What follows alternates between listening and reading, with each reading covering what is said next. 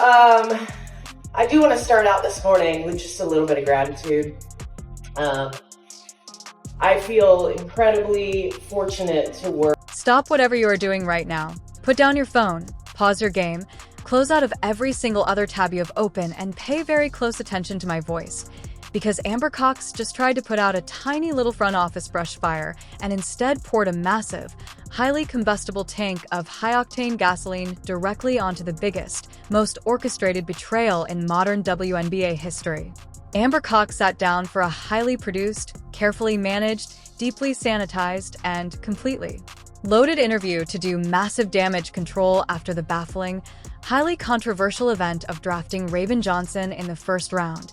Her goal was incredibly simple and painfully obvious to anyone paying attention: calm the raging fanbase, justify a totally redundant draft pick, see and pretend to the entire basketball world that the Indiana Fever front office actually has a cohesive, championship-level master plan.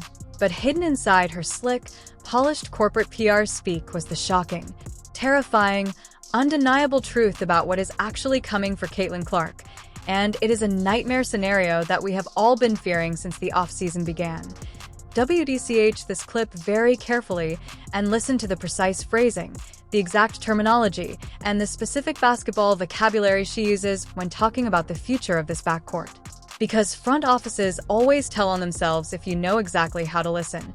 Amber Cox looked directly into a camera, completely unblinking, and said, and I quote, "Chill, Raven brings a unique defensive intensity and a true stabilizing floor general mindset that allows us to be incredibly flexible with our backcourt roles moving forward." End quote. Did you catch it? Did you hear the absolute poison completely hidden in plain sight right there in the middle of that sentence? Here is what she actually said when you completely strip away the disgusting corporate jargon and the media-trained smile. They are actively, purposefully taking the basketball out of Caitlin Clark's hands. Make no mistake about what flexible backcourt roles means in this specific front office context. IT is not about versatility. That IT is about the targeted demotion of the greatest defensive engine this league has seen in a decade.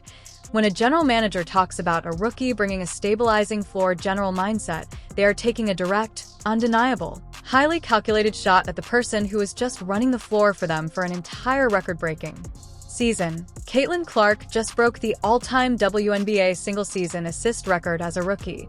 Let me repeat that, because the front office seems to have conveniently developed amnesia. She broke the all-time single-season assist record as a first-year player who is being face-guarded and blitzed at half-court every single night.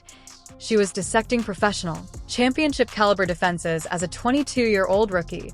She was throwing passes that veterans with 10 years of experience wouldn't even dare to conceptualize, manipulating help-side defenders with nothing but her eyes, her throwing weak-side skips on an absolute rope, and commanding the high pick and roll with a level of historical efficiency that terrified opposing coaches into totally abandoning their defensive schemes. And Amber Cox has the absolute unmitigated audacity to sit there in a press conference, look the fans in the eye, and imply that the Indiana Fever desperately needed a stabilizing floor general to step in and fix the offense. The disrespect is absolutely staggering. IT is historically tone-deaf, and it fundamentally exposes a massive misunderstanding of the generational talent they lucked into drafting just 1 year ago. You do not bring in a ball-dominant, non-shooting, purely defensive point guard like Raven Johnson from Dawn Staley's system at South Carolina unless you have a premeditated plan to put the basketball squarely in her hands to initiate the half-court offense.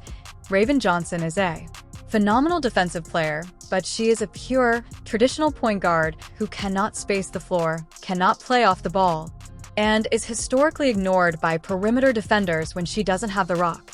And if the ball is in Raven's hands to start the offense, it is definitively not in Caitlin's hands. That is basic, fundamental basketball mathematics that a middle school coach could understand. But Cox didn't stop there. And this is exactly where the situation aggressively escalates from a mere front office blunder into a full-blown, catastrophic sabotage of a franchise player's entire developmental trajectory. Later, in that exact same carefully choreographed interview, Amber Cox also claimed that the front office simply wants to maximize Caitlin's scoring efficiency. Listen very carefully to this second soundbite, because this is where the knife really twists in the back of the fan base. She said, "Caitlin is a generational shooter, perhaps the best pure shooter we have ever seen enter the league. And we want to maximize her ability to score off screens and catch-and-shoot situations without the exhausting, relentless burden of bringing the ball up the floor against intense pressure every single possession. Read between the lines. Read the actual text. Read the tactical truth that is screaming at you through the screen. They are moving Caitlin Clark to shooting guard. They are officially turning the ultimate offensive hub, the ultimate heliocentric superstar, into a catch-and-shoot decoy. Ugh, this is disastrous. This is deeply confusing. This is a terrifying regression of offensive basketball philosophy. We are talking about a player whose primary, unstoppable superpower is creating immense geometric advantages on the basketball court by leveraging the sheer, terrifying threat of her logo range pull-up to generate wide-open layups, slips, and rolls for her teammates. You do not relegate that caliber of offensive maestro to running off endless pin-downs like Shea's a traditional spot-up specialist. She is not Jade Aradic. She is not Rip Hamilton. She is not Kyle Korver. She is the entire offensive system. She is the sun that the rest of the offensive planets are supposed to orbit around. When you force a player like Caitlin Clark to play off the ball, you allow the opposing defense to completely face guard her, top block her, hold her, grab her, and physically deny her the basketball without the referee blowing the whistle. The WNBA is an incredibly physical league, and navigating off-ball screens for 40 minutes is significantly more exhausting than bringing the ball up the floor. You take away her ability to dictate the pace of the game. You completely eliminate her devastating transition passing, which is the best in the world. You take away the very essence of what makes her a terrifying, unguardable generational anomaly. If she is running off a baseline stagger screen while Raven Johnson is holding the ball at the top of the key, the defense is just going to switch the screen, blatantly hold Caitlin on the cut, and dare Raven to shoot a contested pull-up jumper, which is exactly what opposing coaches have been praying the Fever would eventually force themselves into doing. And this isn't just a sudden, spur-of-the-moment personnel decision made in a vacuum by a confused executive. N.O. Amber Cox, Kelly Krauskopf, and the coaching staff have been actively plotting this massive systemic overhaul for the last 6 months. Look at the timeline of events. Look at the strategic leaks to the media over the long winter.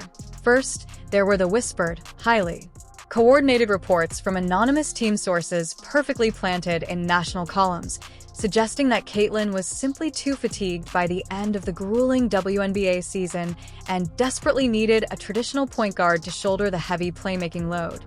Then, the front office completely ignored the glaring, the screaming need for a stretch four, a floor-spacing wing, or a mobile rim protector in the draft, entirely bypassing highly rated players who would perfectly complement a modern spread pick and roll system. Instead, they blatantly drafted a pure, traditional, heavily on-ball point guard in Raven Johnson, sending a massive shockwave through the war room. Then, they completely overhauled the coaching staff's offensive philosophy, bringing in voices and systems that historically favor rigid, set play, heavily structured offenses over the read-and-react high-usage freedom that Caitlin thrived in at Iowa and eventually mastered late in her rookie WNBA season when she finally got the keys to the car. This is not a coincidence. This is not a happy accident. This is a highly orchestrated, a systematically executed plan to put the genie back in the bottle, to force a revolutionary, game-breaking player to completely conform.